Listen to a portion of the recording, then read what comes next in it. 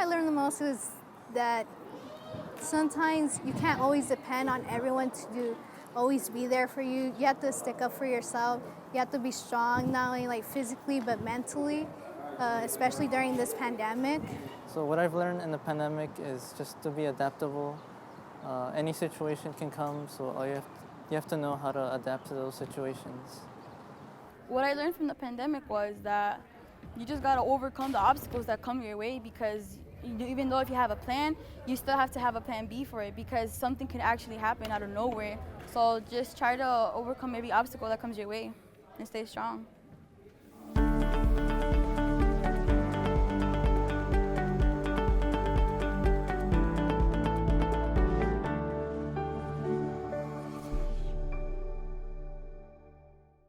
Welcome to My Healthy Mind. I'm Michael Hunter. The onset of COVID-19 in the spring of 2020 threw us all for a loop. Because it was a new or novel virus, there was no way we could have been prepared for it. This was perhaps most true in the ways that the virus and its unknowns affected the education of our children.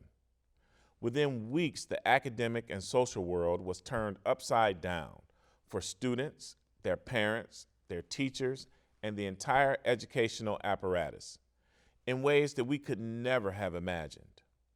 All of us were faced with everyday, new, often inaccurate information, each scrambling to figure out how to deal with the changing realities being forced upon us.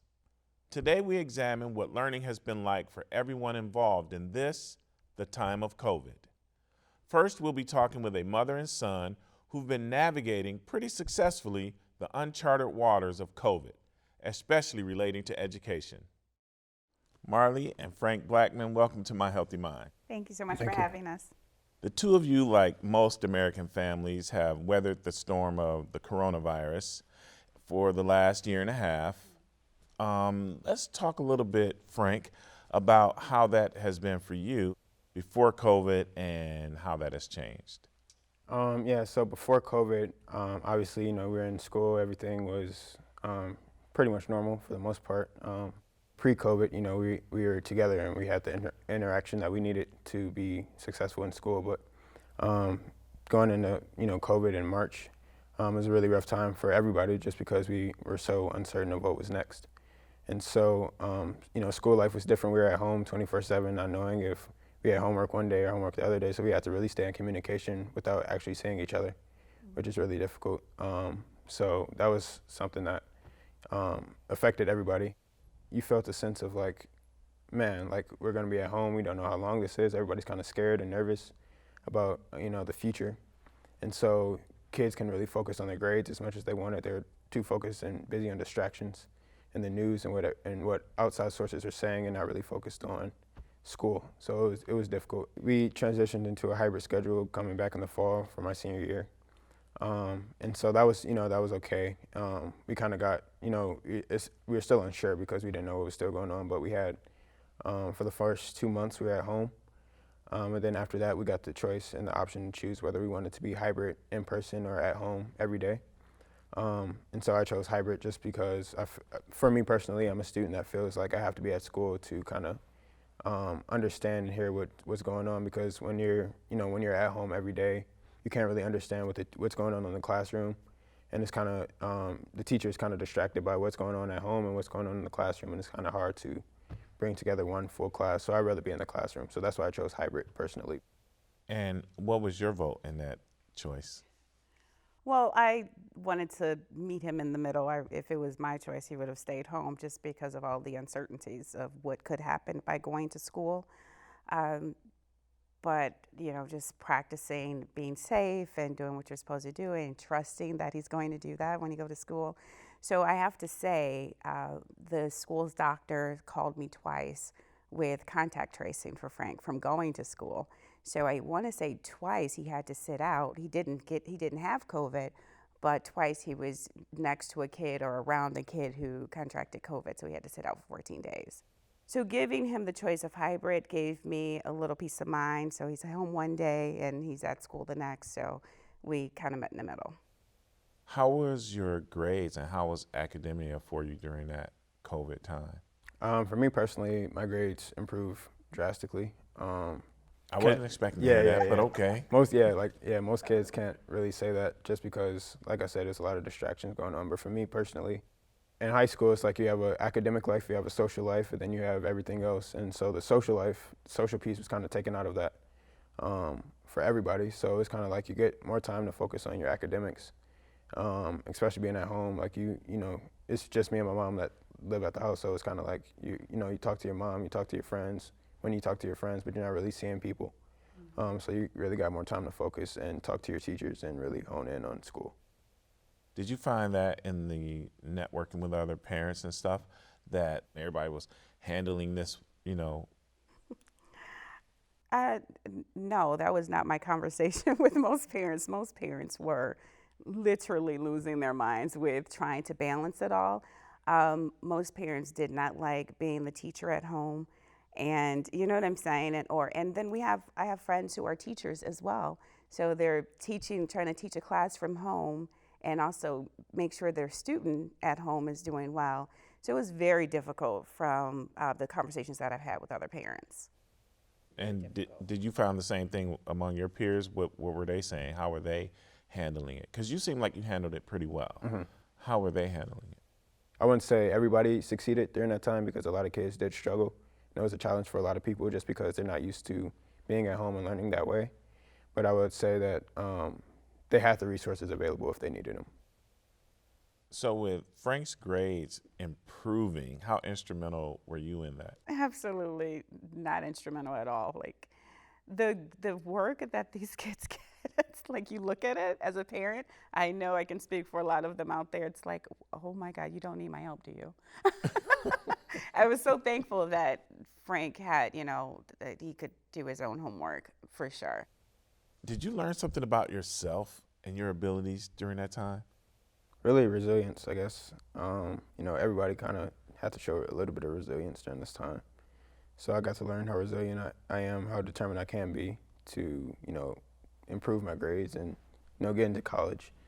I think those are the two things that I really learned about myself.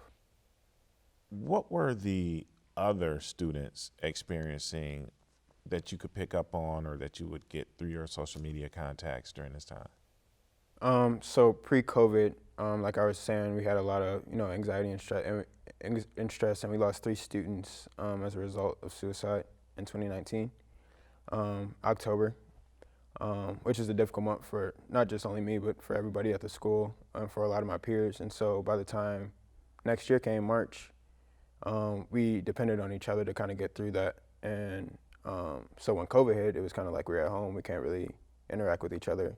Only way we can communicate is through group chats or FaceTime or text message. And so it was a difficult time. And so I started a club at my school called Be Nice, which is a mental health awareness organization. And during that time, we really had to get creative with how we were functioning because kids were at home and they needed something to see. So we used social media. Obviously, everybody's on there, so we use it as a way to engage with students. And so me and one of my friends created a podcast where we really talked and honed in on, how students can kind of cope and get through this situation. Be Nice? Be Nice, yeah. And what was the premise of Be Nice? So why the words Be Nice? Why was that important? Yeah, so Be Nice, it's a little bit more than just the actual phrase Be Nice. It stands for Notice, Invite, Challenge, and Empower. And those are the steps we take to kind of engage and approach a mental health case with one of our students. And we didn't want October of 2019 to happen again, especially during COVID. Yeah. And we didn't want, that's a vulnerable time for everybody because everybody's nervous and everybody's scared and everybody's so unfamiliar. So we tried to make sure that students had an outlet, even with being at home, and make sure our counselors and everybody was kind of engaged and intact and had the best way and best outlets for students to be able to feel, worthy and be able to talk to somebody. And as this is happening, you're still concerned though, because a major part of development is being challenged. Yeah, well, I mean, that's such a crucial time in children's lives. Like they're trying to understand who they are. They're trying to figure out what's next, like to go into this big, bold world, and you're just launched out there. even selecting the colleges and that whole process, being able to go to college tours, and you had to select your college and not even be able to go there to see if you would even like it or not. Connecting to your counselors, understanding your next steps. I mean, you're making life-changing decisions, these children are, and they are dealing with COVID and not knowing if they wake up tomorrow if it's going to be a world, because there was so much going on in the world. At the time, it wasn't just COVID. It was the Black Lives Matter. It was young and older Black people being killed, and these kids are looking at TV and they're just like, what is happening to the world? It was almost like the world was coming to an end. So they were more focused on that than their own development. They had to become very mature very fast, grown very fast, make decisions very fast that was just not fair to them. Some dropped out of school and just said, forget it. Some didn't have the resources or the tools to be able to tune into the school as far as online. Some are raising families and siblings at home while their parents are trying to figure things out. And so we really need to figure out how to help them. And with that, recognizing that need for support, what other kind of support did you have besides your mom? Your mom is obviously an anchor and a rock for you. What other supports were there for you? Yeah, like you said, I had tons of support. Friends, obviously. Obviously we didn't get to be in school and we didn't get to see them as much as I would like to, but, friends, really communicating and talking to them every day and maybe hearing a joke or something, just kind of, brighten up my day and make sure they were still there. Family, my mom's side of the family and my dad's side of the family, both really, they're the greatest support system that you could possibly ask for. Then obviously my mom, being with her every day and kind of, like I said, we're the only two in the house. So kind of having that backbone and person to lean back on every day is something that is really valuable, not only to me, but to, everybody. And Mom, what about you for support? And how are you weathering the storm? So oddly enough, October of 2019, the same week I had to tell Frank that one of his dearest friends committed suicide, was the same week I had to tell him I had breast cancer. Oh, man. And so that whole going through that and going into COVID, and he's seeing his mom fight for her life, and then him starting Be Nice at the school was oh my God, for him to be able to do all of that was amazing. But my support system, we have a great family and a great, my friends and family are absolutely amazing. Absolutely amazing. How important is the mental health side of it for you that you've recognized in your age group? Yeah, mental health is something that, everybody deals with. COVID kind of, brought that to a different scale. So everybody deals with it. It's just about how you cope with it. And so the best way for us to cope with it is by being there for each other, having conversations with people, making sure you stay in contact and communication with everybody. And you kind of get through life. It's life, everything, life happens. You kind of just have to deal with it, how you deal with it. And the best way you can deal with it is being there for the people that you love. And for kids to hear that, everybody goes through this, it's okay not to be okay. Therapy is 100% okay. All those things kind of tie into one. And when kids get to hear that from other people that they look up to, it kind of, makes kids feel better about themselves, makes kids go seek therapy, makes kids go, not worry so much about maybe their home life and let them know that, life happens and everything's going to be okay in the end. Well, thank you so much for sharing that and for doing Be Nice. What's next for Frank? You graduated high school. Yeah, right. Congratulations. Thank you. So what's next?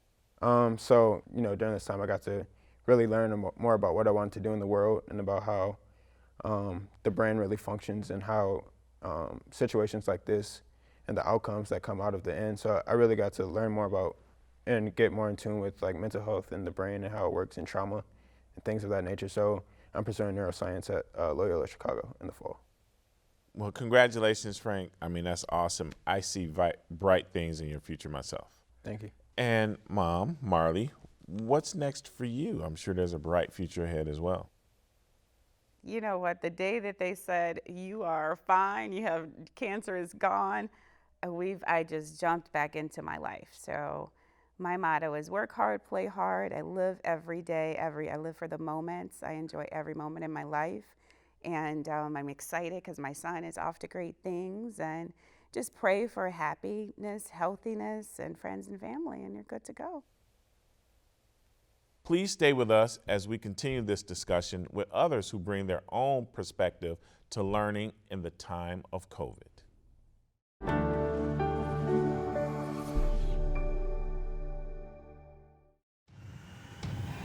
If you're having any kind of mental health crisis,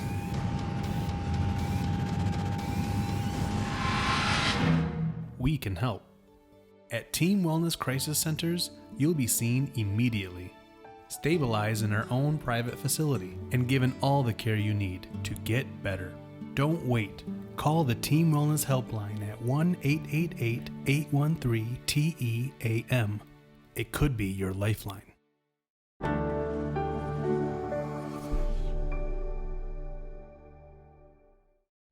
Welcome back. The enormous educational changes that are the direct result of COVID-19, from individual students all the way to top administrators and policymakers, were unforeseen, frightening. Kids, parents, teachers, we were all affected. We're talking today with people like you who have had to learn how to keep our kids' education on track.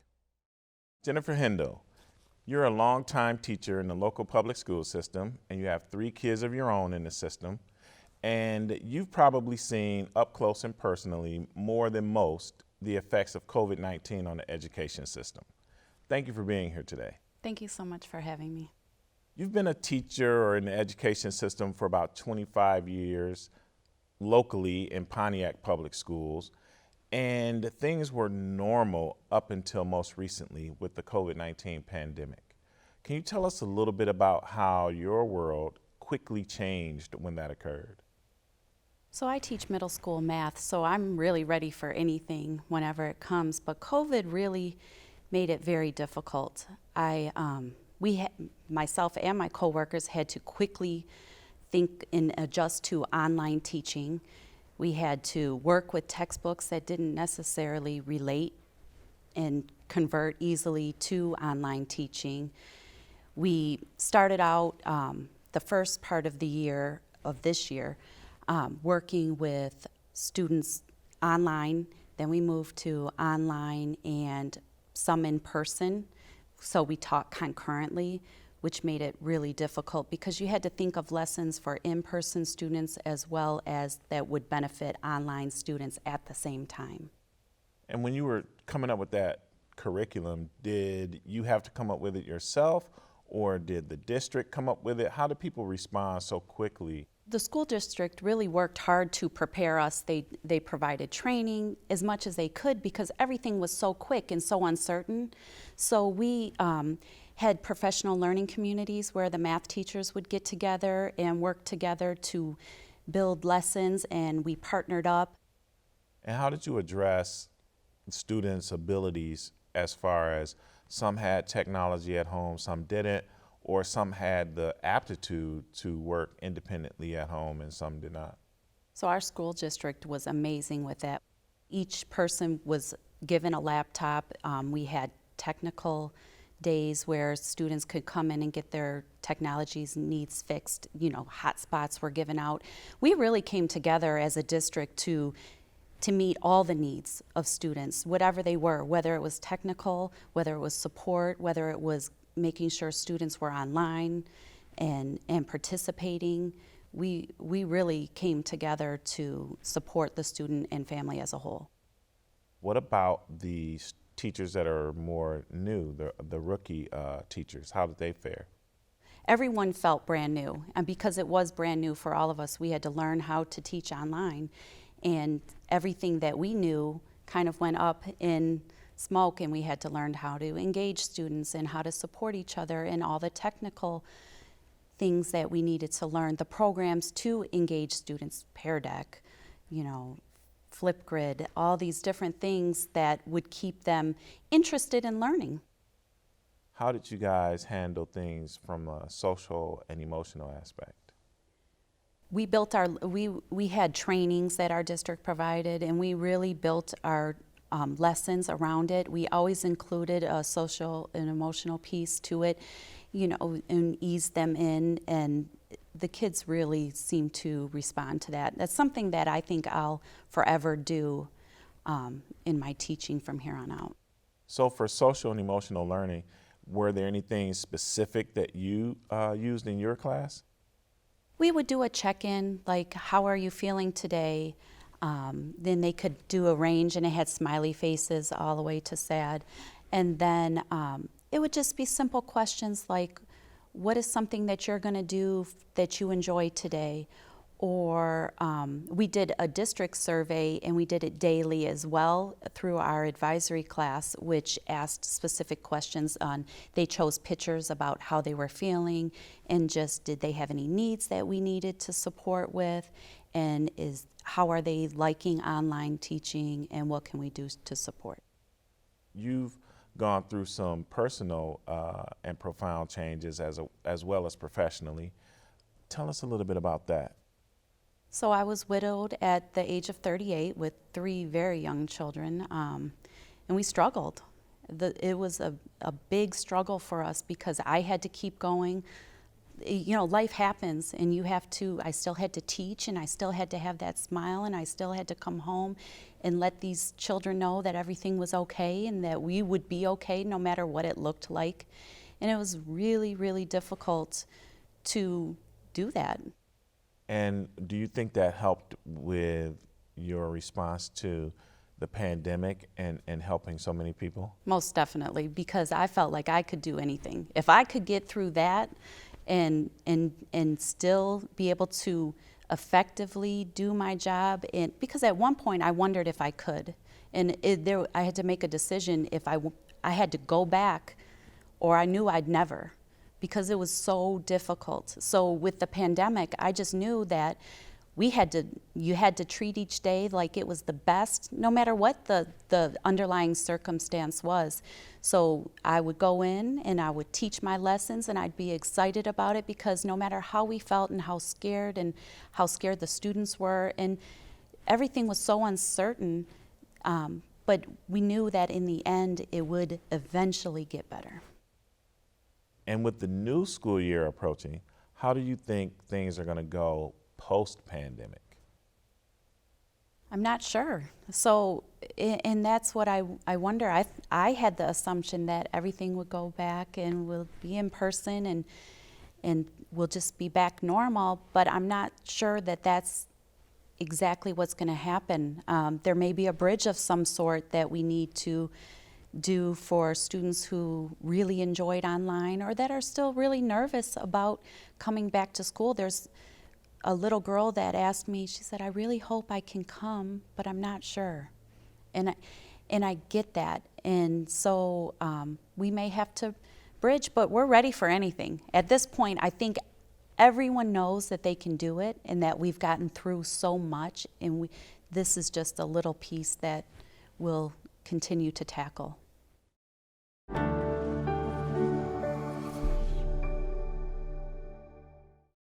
Anxiety, depression can happen to anyone for all kinds of reasons, especially during difficult and trying times that no one should have to go through alone. At Team Wellness, trained, compassionate, caring professionals will get you into the right treatment so you get better. Team Wellness, you are not alone.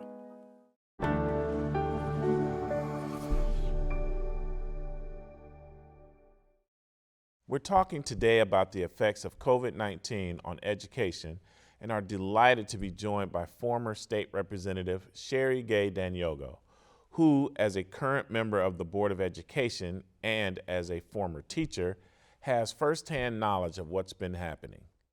You've been watching the events of COVID-19 unfold from a unique perspective and point of view.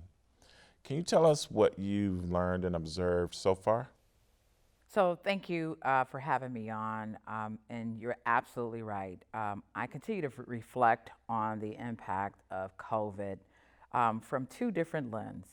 For one, in March of 2019, I was in the legislature serving my last term. And so watching from the state and legislative lens, I knew that we were going to have some very serious challenges. I didn't realize the magnitude at that time, but reflecting back now, I'm like, wow, we really went through what seemed like an all-out war. We had to make decisions at really the blink of an eye. And within weeks of learning of the onset of this global pandemic, the state was being shut down. Our schools were being shut down. And being a former Detroit public school teacher, I started to receive calls and inquiries from teachers, principals as well, that were asking what is going on and what are we going to do. Reflecting back, it was a very challenging time. I have to salute all of our educators. We have some of the best in the country. And it was a very, very phenomenal time to see how many of them rose to the occasion of even when schools were shut down by the governor. And in some instances, you had children who did not have any place to really have resources that they rely on in our schools. A number of people don't realize that we receive a lot of Title I dollars, and that's because of the impact of poverty, children who need food and rely on those hot breakfasts and lunch that's served in our schools. So we started holding forums, even from a virtual perspective, to get the voice of where parents believe their children should go. Should they stay home? Should they return? You know, and DPS at one point it made the decision to open up schools when other schools were still social distancing. We have resources now that will be able to make sure that we invest in a stronger IT infrastructure, that we will now look at perhaps investments in mental health. We'll be working with a number of mental health agencies to make sure that not only our students, but our staff will have an opportunity to receive resources. And that's why it's important that we continue to remove the stigma. We want to make sure that people are healthy, people are safe, and people feel safe. Thank you for joining us today as we explored the many faceted effects of COVID-19 on the education of our children. If you'd like to learn more about this or any mental health issue, please visit our website at myhealthymind.com, on Facebook at My Healthy Mind Show, or on Twitter. We'll see you next week for another edition of My Healthy Mind. Let's talk about it. Don't forget to like, share, comment, and subscribe for more content from My Healthy Mind. Let's talk about it.